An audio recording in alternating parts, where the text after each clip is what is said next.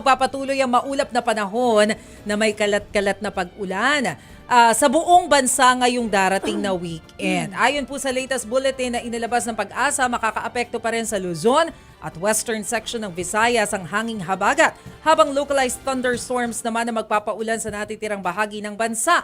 Hindi naman inaasahang direktang makakaapekto sa bansa ang nakitang low pressure area na huling nakita o namataan sa silangan ng extreme northern Luzon sa labas ng Philippine Area of Responsibility. Mababa rin daw ang tsansa na maging bagyo ito. Nakataas pa rin ang heavy rainfall warning sa ilang bahagi ng Bataan at Zambales, Metro Manila, Pampanga, Bulacan, Cavite at Batangas. Kaya pinag-iingat ang mga residente sa nasabing lugar sa posibleng pagbaha. Pero syempre mga kapatid, hindi po nakakalimot ang ating Alagang Kapatid Foundation.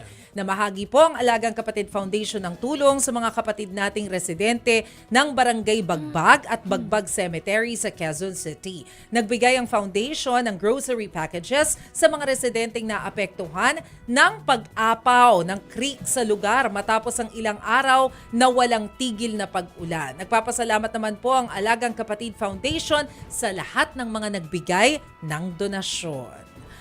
Pero tuloy-tuloy lang po ang pagtanggap ng donasyon ng Alagang Kapatid. So para po sa detalye, tingnan nyo lamang po yung official Facebook page ng Alagang Kapatid Foundation para po maihatid din ang inyong mga assistance. Yan, may Pero, feel, yes.